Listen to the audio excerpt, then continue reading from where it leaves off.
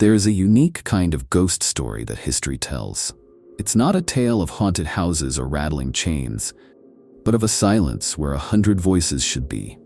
It is the story of a beginning that abruptly became an end, of a dream that dissolved into a question mark, etched into the very soil of a new world. It is the story of a ghost colony, a community of over 100 men, women, and children who stepped onto the shores of America and vanished so completely it's as if they were never there at all. This is the enduring, chilling mystery of the Lost Colony of Roanoke. Our story begins in the late 16th century, a time of grand ambition and perilous sea voyages. Under the patronage of the enigmatic Sir Walter Raleigh and with the blessing of Queen Elizabeth I, England was desperate to plant its flag in the Americas, to carve out a piece of the New World for itself. In 1587, a group of 117 English settlers sailed across the vast, unforgiving Atlantic. They weren't just soldiers or explorers, they were families. They were pioneers, filled with the hope of building a new life, a new London on the shores of what is now North Carolina. Among them was Governor John White, an artist tasked with documenting this new land, and his pregnant daughter, Eleanor Dare. Soon after their arrival on Roanoke Island, Eleanor gave birth to a daughter, Virginia Dare, the very first English child born in the Americas. She was a symbol of their new beginning, a testament to their hope for a future that would grow and flourish. But the fledgling colony was fragile, perched on the edge of a continent they did not understand. Supplies were dangerously low, and their relationship with the local Secotan tribes was already becoming frayed. It was decided that Governor White must return to England to gather reinforcements and provisions. He didn't want to go. He left behind his daughter, his brand new granddaughter, and everyone he was charged to protect. He promised them he would return as quickly as possible, within a few months at most. He had no idea that, when he sailed away, it would be the last time he, or any European, would ever see them again. John White's journey home was the beginning of a nightmare. Upon his arrival in England, he found a nation in a state of panic, preparing for war with the mighty Spanish Armada. Every available ship was commandeered for the defense of the realm. His pleas for a relief mission to Roanoke were lost in the drums of war. Months turned into a year, then 2, then 3. 3 long, agonizing years passed, every day filled with White's torturous thoughts of his family and the colony he had left behind, starving and vulnerable on that distant shore. Finally, in August of 1590, he secured passage and made the treacherous voyage back. As his ship approached Roanoke Island, he and his crew fired their cannons and played English songs on trumpets, hoping for a welcoming response from the shore. But the only answer they received was silence, a deep, profound, and unsettling silence. As they made their way to the settlement, the feeling of dread grew heavier with every step. There were no signs of life. No cook fires burning, no children playing, no daily chatter. The place was deserted. But it wasn't the scene of a battle. The houses had been carefully dismantled, not burned or ransacked. It was as if the colonists had packed up their belongings and simply left. And then they saw it. Carved into a wooden post of the defensive palisade that surrounded the settlement was a single cryptic word, Croatoan. On another tree nearby, they found the letters CRO. Before he had left, White had instructed the colonists that if they had to move, they should carve their destination into a tree. If they were in distress or had been forced to leave, they were to carve a Maltese cross above the name. There was no cross. There was only that one strange word.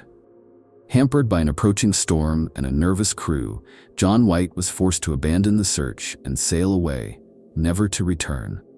He would die, never knowing what became of his daughter, his granddaughter, Virginia Dare, or the other souls of the Roanoke Colony. He left behind a mystery that has haunted America for over 400 years. The puzzle of Roanoke is not a story without clues. In fact, the most powerful clue was the one carved right into that post. Croatoan was not a random or meaningless word. It was the name of a nearby island, now known as Hatteras Island, and it was the name of the friendly, Algonquian-speaking tribe that inhabited it, a tribe led by their chief, Manteo, who had been a trusted ally to the English. This leads us to the most widely accepted and perhaps most logical theory of what happened to the lost colonists. They were not lost at all. They simply moved. Realizing that John White was not returning, and with their supplies dwindling and their position becoming precarious, the colonists may have made the sensible decision to seek refuge with their allies. They would have dismantled their homes to reuse the precious timber, packed their belongings, and made the 50-mile journey south to the Croatoan island. The carving was not a sign of a mystery. It was a message, a forwarding address for John White to find upon his return. This theory is bolstered by more than just logic. Decades later, settlers in Jamestown heard persistent stories from the Powhatan tribes about people living nearby who had fair skin and light-colored eyes, who dressed in European clothes, and who could even speak some English. John Smith, the leader of Jamestown, was told that these people lived with a tribe to the south, precisely in the area of Croatoan. There is even a 17th century Spanish map, the Zuniga map, which includes a note near the Roanoke area stating that 4 men clothed that came from Roanoke were living in a native village on the Neuse River. More recently, archaeological digs on Hatteras Island, led by the Croatoan Archaeological Society, have uncovered a wealth of late 16th century English artifacts. Things like sword handles, parts of a musket, and pottery, mixed in directly with native artifacts in village sites. It suggests not a conflict, but a coexistence, a blending of two cultures, born out of necessity and survival. In this version of the story, there is no terrifying disappearance. There is only a quiet assimilation, a community trading their English identity for a chance at life in a new world. The descendants of Virginia Dare may not have vanished. They may simply be woven into the fabric of the native tribes of North Carolina. But a solution so simple and so hopeful doesn't quite capture the chilling void left by the colony's disappearance. It doesn't account for the deep-seated fear that can turn neighbors into enemies in the blink of an eye. While the Croatoan tribe were an ally, the English had also made enemies. Their initial interactions with other local tribes had been marked by suspicion and at times brutal violence. What if the message left behind wasn't a sign of safety, but a desperate, unfinished plea? This brings us to a far darker possibility, that the colonists were not welcomed, but were wiped out. This theory suggests that a hostile tribe, perhaps the Secatan, whom the English had previously attacked, launched a devastating raid on the settlement. The colonists, outnumbered and unprepared, would have stood little chance. This narrative was given weight by none other than John Smith of Jamestown himself. He claimed that the great Chief Powhatan confessed to him that he had been responsible for the slaughter of the Roanoke settlers. Powhatan allegedly presented Smith with artifacts from the colony as proof. It's a grim and violent explanation, but it's one that has significant problems. If there was a massacre at the fort, why were there no signs of a fight? No skeletons, no discarded weapons, no burned buildings? Why would the colonists carefully dismantle their own homes if they were under attack? And most puzzling of all, why would they carve the name of their allies, Croatoan, as their final message?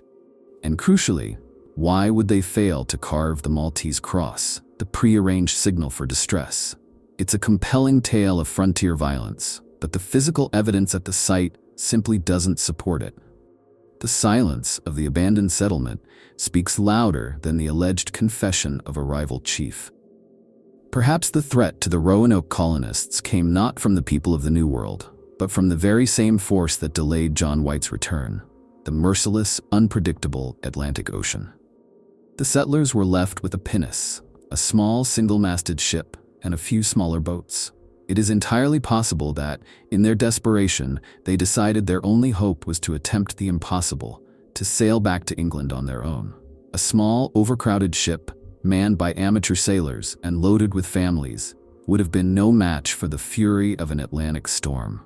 They could have been lost at sea within days of leaving the coast, their disappearance absolute, leaving no trace for White to find. Another related theory suggests that they didn't try to cross the ocean, but rather to relocate. White's own notes indicate that the original plan was to move the colony about 50 miles inland, up the Albemarle Sound. The letters CRO, found on the second tree, might have been the start of them carving Croatoan, a signal that they were moving when they were suddenly forced to leave. A hurricane, a disease outbreak, or some other sudden catastrophe could have sent them fleeing their settlement in a hurry, only to meet their end in the wilderness or on the water, scattered and lost to the unforgiving landscape. This explanation accounts for the tidy state of the settlement and the complete lack of bodies. The colonists weren't massacred or assimilated. They were simply swallowed whole by the vast, indifferent wilderness they had tried to tame. Logic and history can provide us with plausible scenarios, pathways out of the mystery. But for a story that has seeped so deeply into the folklore of a nation, for a disappearance so total, sometimes logic feels inadequate. It feels incomplete. The haunting emptiness of Roanoke has left a space for other, far stranger theories to take root, growing in the shadows where history cannot shine a light. Could a deadly New World disease have swept through the colony with such speed and ferocity that it left no one alive to bury the dead? Could they have succumbed to a terrible famine, breaking up into smaller and smaller groups that wandered into the forests and simply faded away? And then there are the legends, the stories whispered for centuries that have transformed the Lost Colony from a historical event into a true American ghost story. Local folklore speaks of Virginia Dare, the infant child, being transformed by a native shaman into a mythical white doe, destined to roam the forests of Roanoke forever. Some have suggested that the word Croatoan itself was the name of a malevolent spirit or demon from local native mythology, and that the carving was not a destination, but a warning. These are the tales that thrive in the absence of facts, the kind of chilling possibilities that remind us that a new world holds new and unknown terrors. They are not history, but they speak to the profound and unnerving power of this mystery. The idea that 117 people could be erased from the world, leaving nothing behind but a whisper on the wind. In the end, the fate of the Lost Colony of Roanoke remains an unsolved riddle, America's oldest cold case. The evidence leans most heavily toward a peaceful assimilation with their Croatoan allies, a story of survival rather than a paranormal vanishing. But the absolute lack of definitive proof of a single diary or a marked grave has allowed the mystery to endure. It's a chilling testament to how fragile a foothold civilization can be, how quickly a settlement, a community, a future can be reclaimed by the silence of the unknown. The trees on Roanoke Island don't talk, but if they did, what secrets would they tell? The truth perhaps is not lost, it's just waiting silently in the soil and the sea, a story that will likely never be fully told.